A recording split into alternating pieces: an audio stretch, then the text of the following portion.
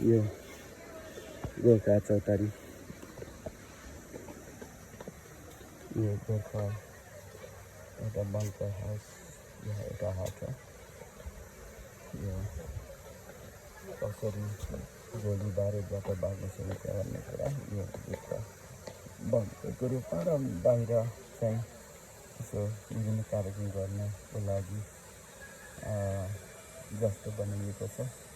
अनि यो पुल मलेसियामा रहेको खोला र पुल हो।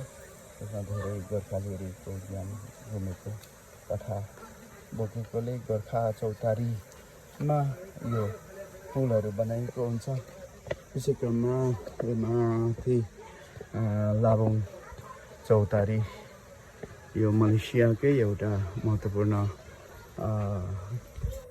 सम्झनु पर्ने ठाउँ जस्तो यो निर्माण गरिएको मानिन्छ। र यसबाट गोर्खा चौतारीलाई राम्रोसँग निहाल्न सकिन्छ। यति सुन्दर संरचनाको रूपमा यहाँ प्रस्तुत छ।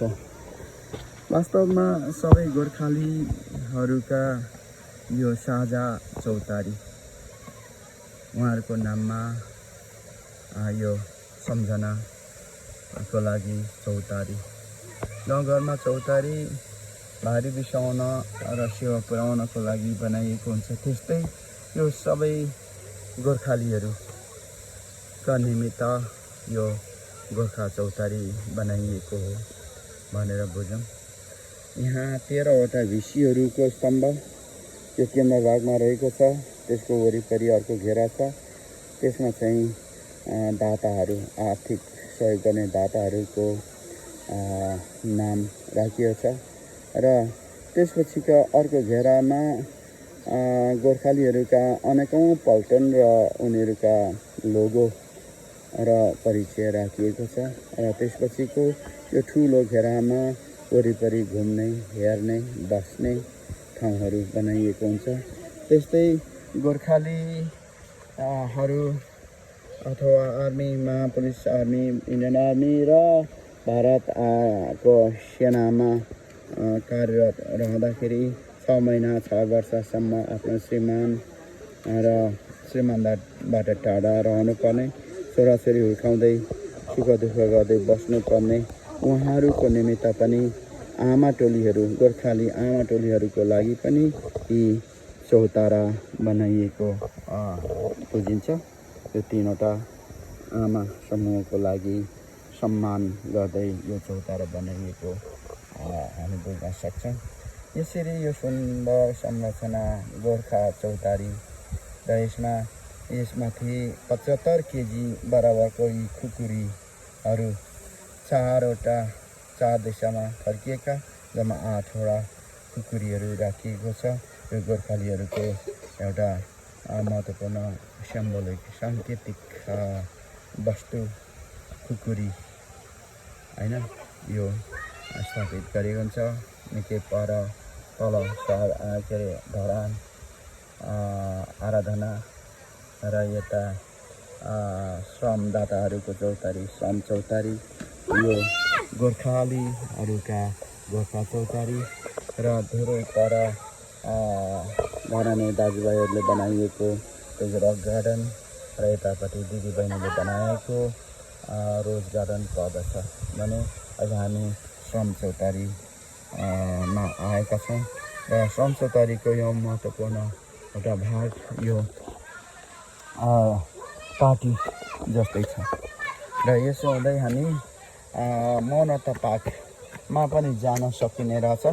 यो अवलोकन गर्दै हामीहरू एकदम मौनता पार्क, बुद्ध शान्तिको दूत भगवान बुद्ध रहेको उनको मूर्ति स्थापना गरिएको यो जङ्गल बिचको यो हरियाली, सुन्दरता र शीतलतामा स्थापना गरिएका धराने दिदीबहिनीहरूको श्रमबाट बनाइएको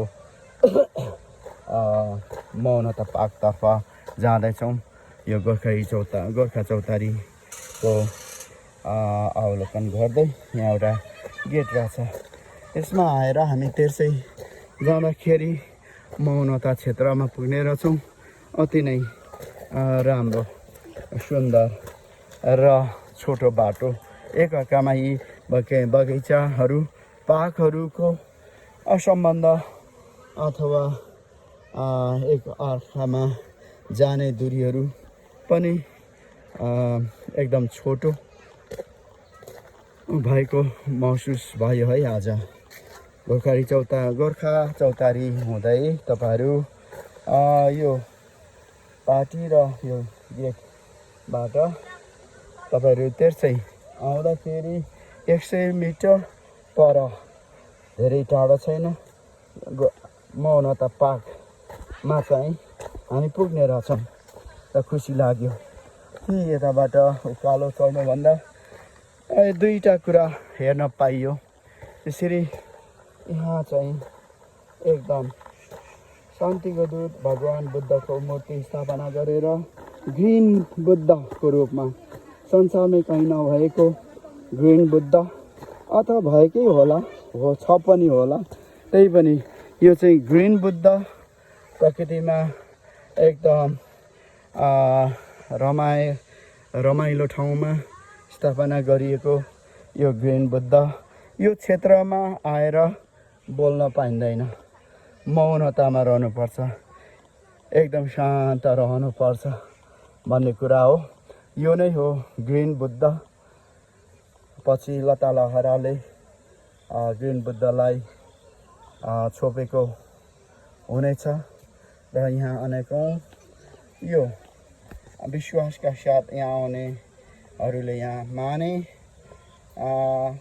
ढुङ्गाको माने बनाएको छ। एक पछि अर्को ढुङ्गा थप्दै बनाइएको कुरा हामी बुझ्न सक्छौँ र म पनि यहाँ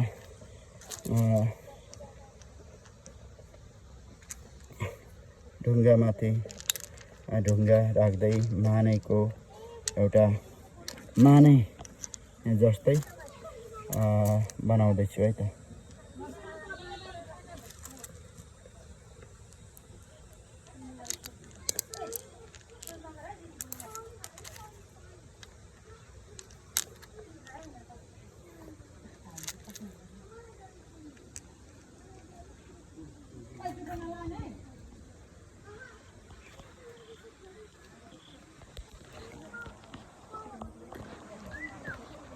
र यहाँ मौनता क्षेत्र मैले व्याख्या गर्ने क्रममा छु र हाम्रो बाबाले चाहेको ठाउँ शान्त ठाउँ आनन्द ठाउँ यहाँ आइपुगिएको छ र म सोध्छु यो मौनता पार्कमा बोल्न त पाइँदैन, हामीलाई नियम छ, हाम्रो शान्त आनन्द महसुस भइरहेको छ।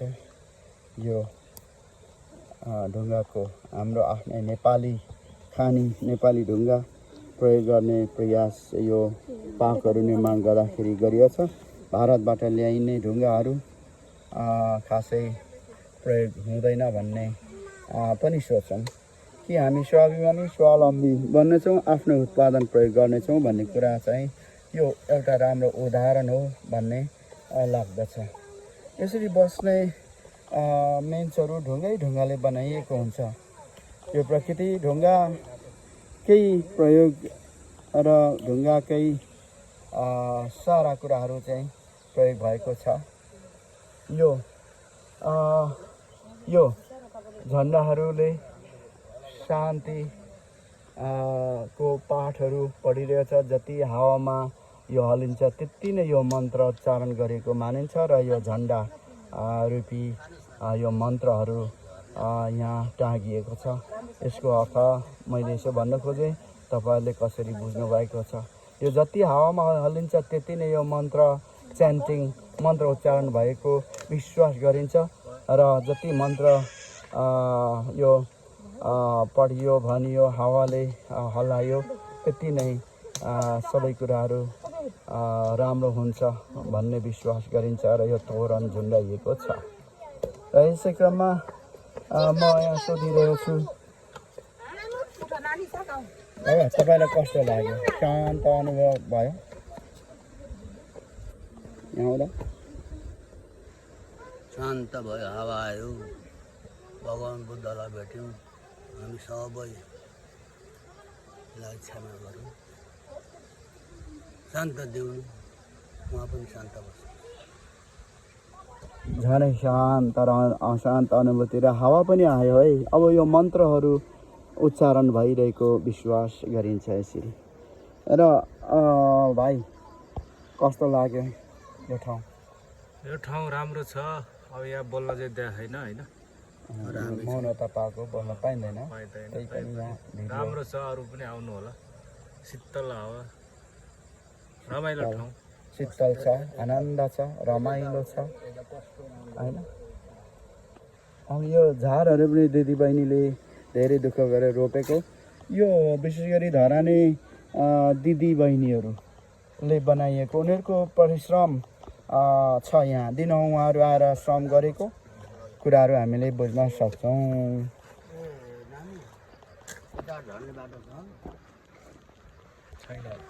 यो मलाई पनि एउटा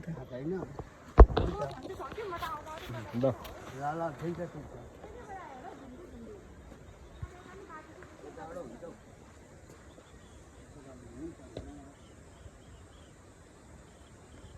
अङ्कल छैन, त्यताबाट छैन। कथा हौ